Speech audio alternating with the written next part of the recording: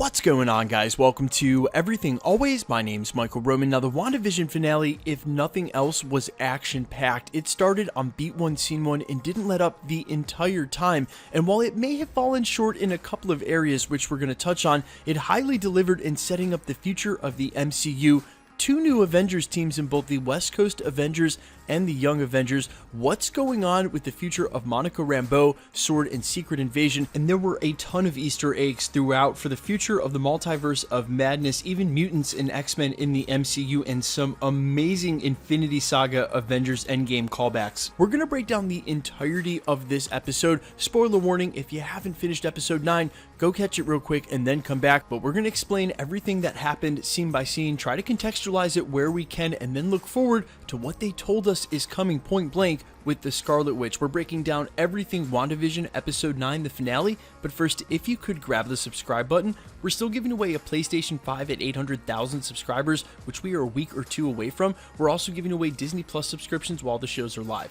If you want to be entered to win, all you have to do, hit the subscribe button, then leave a comment down below, and if you want, stick around at the end of the video. We'll get into all the giveaway stuff again there and announce a new Disney Plus subscription winner. So as I just mentioned moments ago in the prologue, it is action from scene 1. We pick up right where we left off with our kids at the end of episode 8, and immediately intentions are revealed. Agatha says, just give me your power. Her first offer is to let her keep the hex to herself if she surrenders her power. Now, throughout the episode, Agatha ups the ante again and again, and we find out that she's lying. What I really liked is after they exchange a couple of magical blows and Wanda tells the kids to go to their room, which eventually they do, Wanda uses a little misdirection and a car from behind to crash Agatha into the house. Now, this isn't the first time Wanda's used a car as a weapon. She did the same thing against Iron Man in Civil War when Clint shoots an arrow to distract Iron Man, then she pulls all of the cars out of the parking deck. Definitely a nod to that same scene. Now, because they spent the entirety of episode 8 basically as an exposition dump and not really pushing the narrative forward in any sort of meaningful way,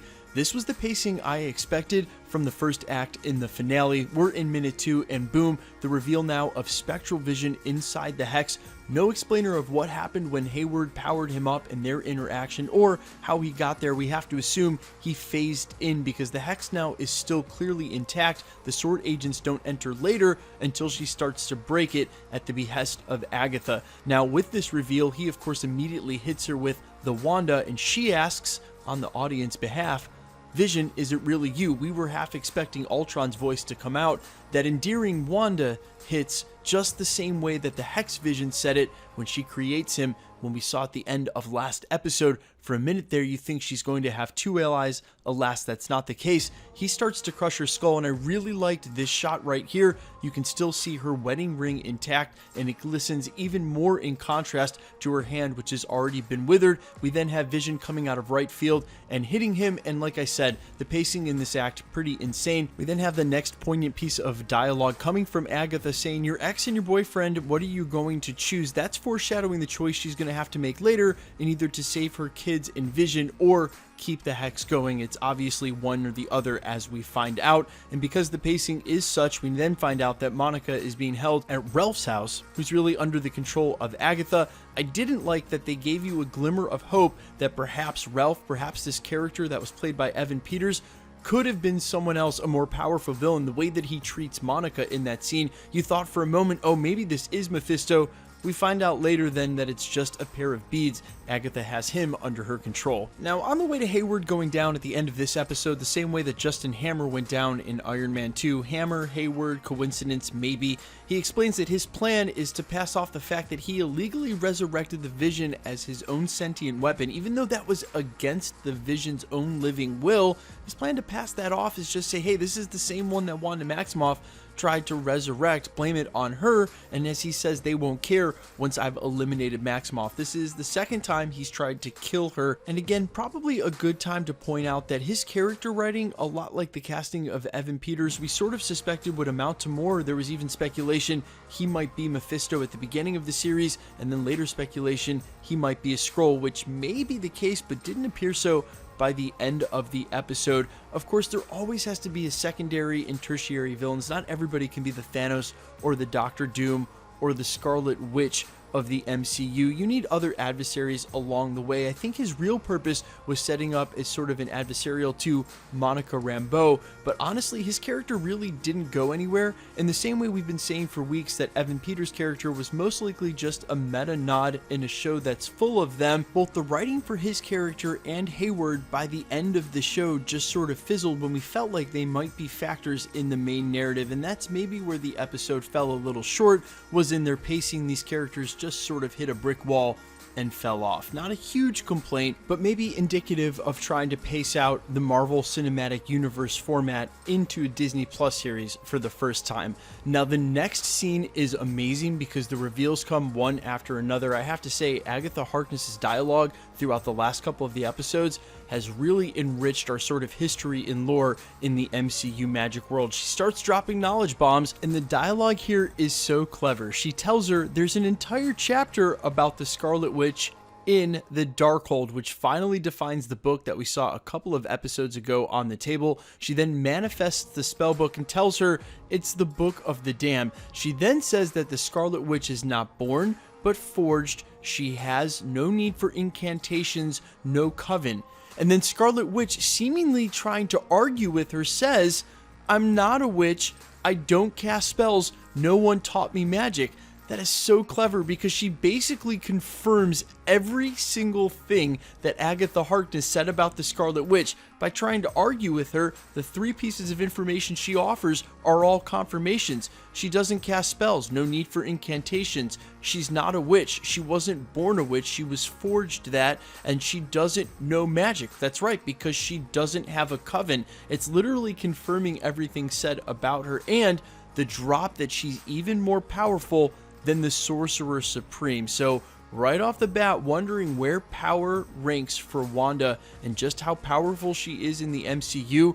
By this definition coming from Agatha Harkness, this places her as one of the most powerful beings in the entirety of the multiverse in the Marvel Cinematic Universe. Yeah, that is on top of everybody, and drawing directly from the comics, Wanda as a Nexus being, this is close to the case. Now, the next huge knowledge drop is that it's her destiny to destroy the world. Now, although that one piece of dialogue is swept into a ton of action and arguing in that scene, it's extremely important. It's maybe the most important piece of dialogue in this entire series. It lets us know what's coming in the multiverse of madness. There were some leaks that wrongly said that by the end of this series, Doctor Strange would either show up or Wanda would seek out Doctor Strange for tutelage. Instead, in the end, in the post-credit scene, we see her completely isolated, learning the Darkhold magic on her own. That's what leads to hearing her kid's voice, and we'll talk a little bit more about the implication of that later. But this scene is the entire crux of the series and where Wanda is in a crossroads for her arc as a character.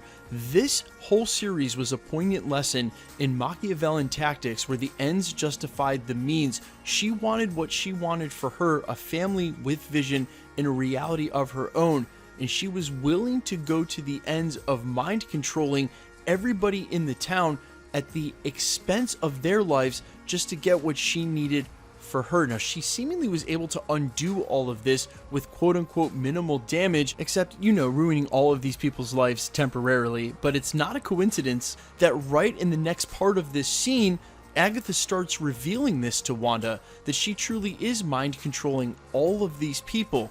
Now she's going to be presented with an opportunity perhaps to get her kids back.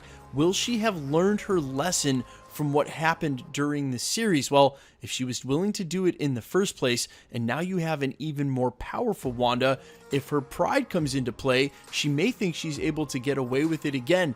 Maybe in some similarities to another prideful character we saw during Age of Ultron, the place that Scarlet Witch first showed up, when Tony didn't get it right with Ultron the first time, talking Bruce Banner into trying again with Vision, telling him to embrace the mad scientists that they are. Yeah, it's a loose parallel, but these superpowered human beings with a little bit of ego on top, well, that can lead you to a disastrous end. It worked out with Vision the second time around.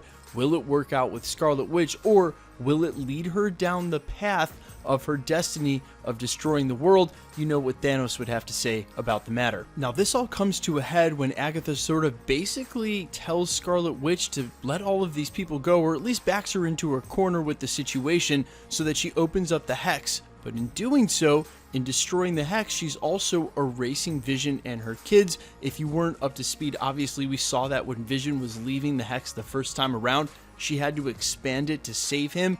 Her kids and Vision tied to the future of the Hex. Agatha points that out poignantly in dialogue to make sure that everybody's caught up, and at the end of the episode, we see the decision that Wanda makes. Now, in the meantime, this forces the narrative forward a little bit because now S.W.O.R.D and the troops can enter, but then that leads us to a very interesting scene between Vision and himself. Now, I totally took the dialogue in this scene for granted because philosophy has always been one of my points of interest. I even studied it independently in high school before it was offered as a subject in college. It was my minor in college, and metaphysics specifically is a huge point of interest. Ship of Theseus is Metaphysics 101. Let me re-explain in case you didn't understand what they were talking about. Suppose you build a ship out of wood completely, and it sails on many voyages and starts to rot because of the ocean water. Now, eventually, you would replace the most rotted out plank with steel.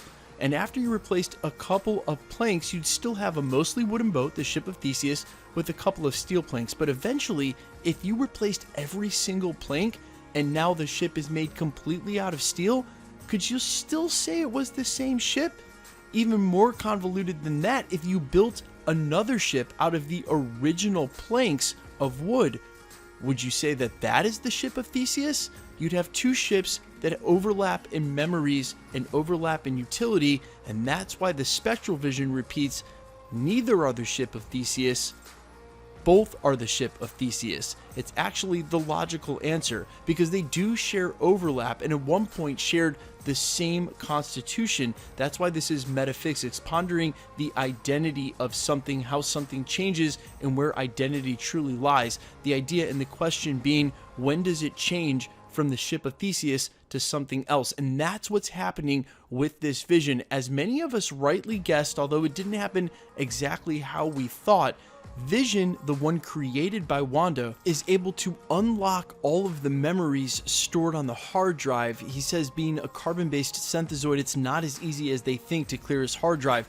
And then you see what's a very fractured iris in this new program spectral vision changed to resemble the more human eye of the Hex vision created by Wanda. Now, there's a poignant moment here because he comes to a realization that he wasn't able to come to in his first creation moment back in Age of Ultron. He's simply able to say, I am. But in this moment, he's able to say, I am Vision, and shoots through the ceiling. Now, it's interesting to me that if he had all of the memories of the Infinity Saga, that he didn't come back for Wanda. Surely he would have wanted to reclaim his love, and that might have been what the Hex Vision said when he said, we've said goodbye before, so it would reason we might say hello again. And I do expect Spectral Vision to come back for Wanda in some sort of way, but by the time we make it to the post-credit scene, that doesn't seem to be the case just yet. It really makes you wonder what Vision made of all of those recollections at once, what original part of himself he retains, and what it says about him that he didn't immediately want to reach out and reconnect with Wanda. Maybe it's changed him in a different kind of way. And as I mentioned in the prologue, the existence of Spectral Vision with a lot of the other characters that we've got, like Rhodes and perhaps Hawkeye, could lead to a formation of a West Coast Avengers down the road. It would reason, if they're going to have Spectral Vision around and if we're going to have Avengers 5 with the members that we've got left, a West Coast Avengers could make a lot of sense. And the fact that he didn't immediately want to reach out to Wanda may mean he has some different things in mind. There are some storylines left for where Vision is right now in his narrative that they could draw from in the comics that could lead to a West Coast Avengers easily, maybe even the same Avengers roster or some semblance of it that shows up down the road, making room for Monica Rambeau and whomever's left to fight against the Skrulls in Secret Invasion. Speaking of Monica Rambeau, alongside the kids who got to use their powers a little bit, I thought it was awesome that Speed put glasses on sort of to resemble Quicksilver in some sort of way from the Quicksilver scenes in the Fox X-Men universe. We got an awesome display of Monica Rambeau's powers as Photon or Spectrum, whichever name she'll take, and we're getting a little bit of reveals here piece by piece of just everything she can do. She is shaping up to be an amazing superhero. I can't wait to see her on full display and control of her powers. Now, I want to go ahead and press this towards the end. There's that illusion that Scarlet Witch creates for Agatha, sending her back to the Salem scene that we saw at the beginning of the last episode. We see the creation of her Scarlet Witch crown as she's put to the stake where Agatha should have been by the dead witches in this scene, or should I say the damned witches in the scene. Remember, the Darkhold, the Book of the Damned, those damned immediately recognize Scarlet Witch for who she is. And this is where Agatha ups the ante again and tells her outright, I'll fix the hex for you if you'll just surrender your power to me. Now, we know a Faustian bargain. When we hear one, we know that she can't fix the hex. She admits after she thinks that she's absorbed all her power, there's no way to do that in the first place. But Wanda agrees, flies up in the sky, and starts hurling power balls at her. Now, while she's doing this, it makes it look like she's intending to miss, or maybe she's not being accurate because she's losing her power. But what she's really doing as she's lobbing power balls at Agatha is lobbing her power balls past her so that she can put up runes all around the hex and then outsmarts Agatha. Now, I knew that this scene smacked of something and was familiar, and I had seen it before. But man, I didn't realize just how familiar it was. Everything down to Agatha trying twice with her powers in the same way that Thanos looks and snaps, and then the slow reveal of the Infinity Stones in his armor, the same way we get the slow reveal of Wanda having outsmarted her as the Scarlet Witch. Even look how they both raised their left hands. And in the same way Tony Stark said, I am Iron Man, she says, you don't have to tell me who I am. And then we get a vision of her becoming, in that moment, the Scarlet Witch after absorbing all of Agatha's power, the same vision we got from the Mind Stone in the last episode when she was imbued with her power in the first place. And then as the ultimate punishment, she basically mind controls Agatha and puts her in Westview. As I've said in the past, I did not think that was going to be the end of Agatha in the MCU, and I do suspect that while she may stay hidden and buried in Westview for just a while, at some point somebody's going to need a witch for something, and they're going to be able to go retrieve her from that area. I thought that was a really neat ending for her. Basically sets her up for a future whenever Scarlet Witch wants to unlock her. But then we get the very sad ending, but apparently Wanda learning her lesson that she's willing now to give up this hex and give everybody's life back, but that means sacrificing her kids and Vision. We get the very sad scene where Vision asks exactly what he is, and she says that he's the part of the Mind Stone left inside her, explains that he's wires, bones, and blood, but mostly her love. He reasons because they've said goodbye in the past, they might say hello again, which is foreshadowing Spectral Vision and Scarlet Witch eventually meeting up. But she does surrender her kids and or Vision, finding her standing in the exact spot she was when this all started, wearing exactly what she was when she had that spontaneous combustion moment and created the hex in the first place. Now, we know she's taking off, as she says, to figure out her powers. She has that quick moment with Monica Rambeau where they seemingly leave on good terms, and then we get the two post-credit scenes, which I will explain separately in a video to come later today. We'll go into the deeper meaning in the post-credit scenes, but let me run down both of them for you here quickly and explain what happened. The first is someone coming and saying, Monica, they want to see you in the theater. It's then revealed that that character is a Skrull and says that an old friend of your mother's heard you were grounded. He wants to see you. She asks where, and the Skrull simply points at the sky. I think that's referring to possibly Nick Fury, and pointing up to the sky must mean the S.W.O.R.D base that we saw that Nick Fury was on at the end of Spider-Man Far From Home. Simply an assumption, but I'm guessing that's what it is. Now, the next post-credit scene shows Scarlet Witch in complete solitude, alone in the countryside on a lake. She's sitting on the front steps. As she walks in with her coffee or tea, we realize she's actually in the back room. This immediately put me in mind of Doctor Strange sleeping, but then using astral projection to read books and study. She's wide awake and functioning and conscious and still able to do this, and it really looks like she's wielding some deep level magic here. We also know that she's had no classical upbringing in magic, no coven, and she didn't have the mentors at Camartage or any of the sorcerers from a sanctum who we know are mostly on the side of good to help her out. She's a very dangerous witch with a very dangerous book, basically freewheeling.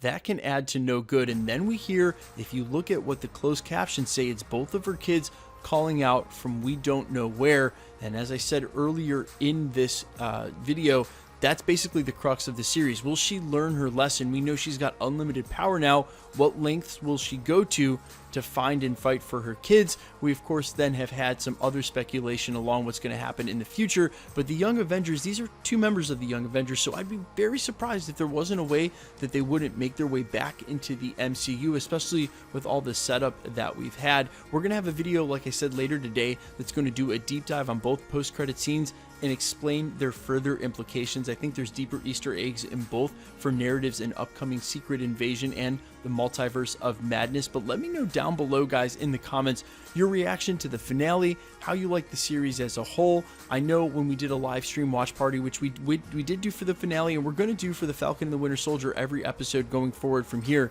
instead of just the finale, some of you were sort of disappointed with the pacing and the overall story. It's sort of like the left loose ends.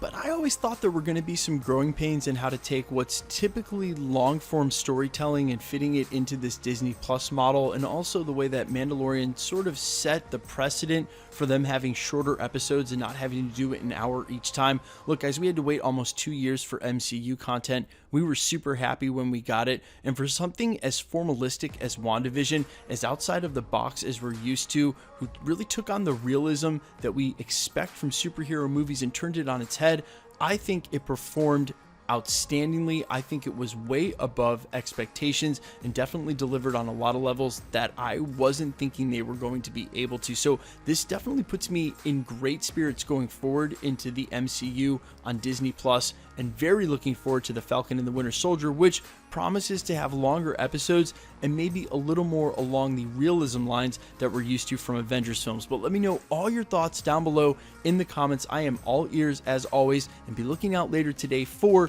the deep dive into the post-credit scenes. Now quickly, let's get into the giveaway stuff and announce a new winner for the Disney Plus subscriptions. We're still giving away a PlayStation 5 at 800,000 subscribers, as well as Disney Plus subscriptions the entirety of this year while the shows are live. In fact, let's announce a brand new Disney Plus winner now. The next winner for the Disney Plus subscription is William Dudley Bass. Thanks so much for your support here at the channel. All you have to do, DM me on Instagram or email me on the back end of my channel at my business email, and I will get your information, verify your account, and get that right out to you. And it's that simple, guys. All you have to do to be entered to win any of the prizes, hit the subscribe button, because you need to be a subscriber, then leave a comment down below, because it's truly random. The more videos you comment on, the better chance you have of winning. All winners will be announced at the end of the videos, the same way we did here. The best way to keep up with the content, of course, is to hit the notification bell with notifications turned on. And as always, if you enjoyed today's video, I'd appreciate it if you'd hit the like button. My name's Michael Roman. You can find me over on Twitter and Instagram at IamFires. You can also find me on Spotify with original music under All Fires. Thanks so much for checking out the channel, guys, and stick around. We'll be posting again real soon.